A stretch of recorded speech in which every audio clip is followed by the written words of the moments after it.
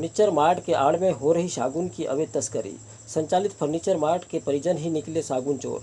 चांगोटोला क्षेत्र में वन विकास निगम से सागुन की अवैध तस्करी करने का मामला सामने आया है, जहां वन कर्मियों ने पादरीगंज सर्कल के कक्ष क्रमांक 1141 में गश्त के दौरान सीमा लाइन के समीप आरा चलाए जा रहे आरोपियों के पास से सागुन के फर्रे जब्त किए गए हैं।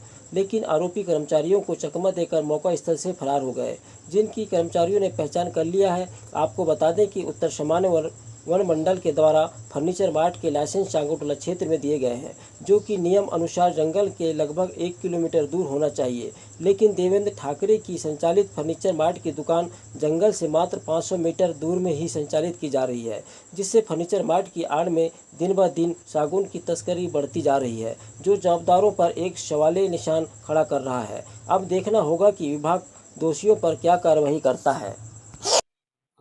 जैसा कि हम लोग जो हमारा रूटीन है, तो बीट गश्ती में गए थे। तो जो हमारा कक्ष क्रमांक 1141 है, वहाँ पे हमको सागौन के पेड़ कटे मिले।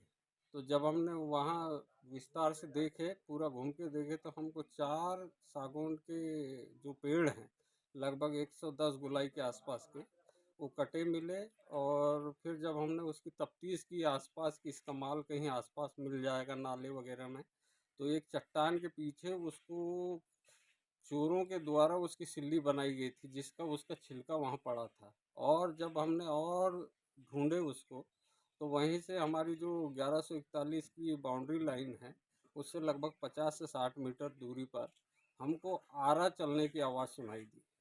तो जब हमने उसको दूर से बारीकी से देखे, तो वहाँ पे 3 लोग चिरान कर रहे थे उसका, सागौन का। कौन था वहाँ मौके स्थल पे देखे होंगे? तो फिर वहाँ दूर से तो हम पहचान नहीं पाए।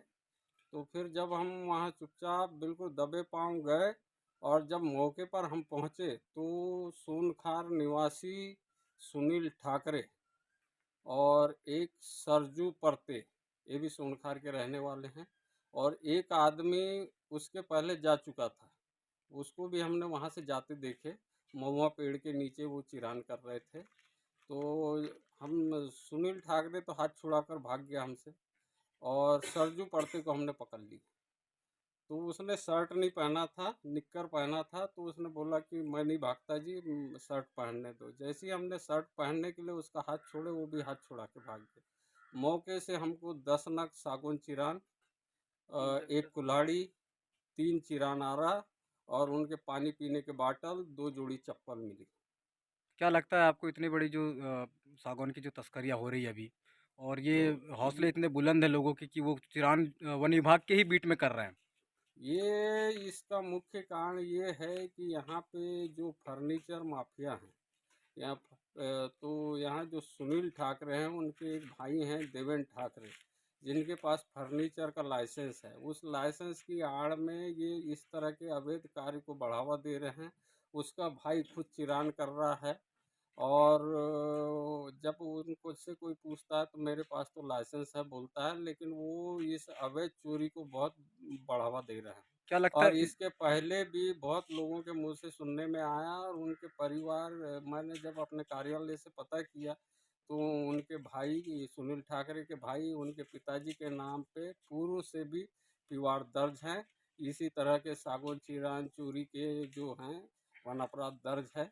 अभी वर्तमान में जो पकड़ाया है, क्या कुछ तीनों अपराधियों के खिलाफ कार्रवाई की जाएगी? ये इसकी जब्ती की कार्रवाई होगी, और नामजद पीवार किया जाएगा। क्या नाम है आपका? मेरा नाम चिरंत।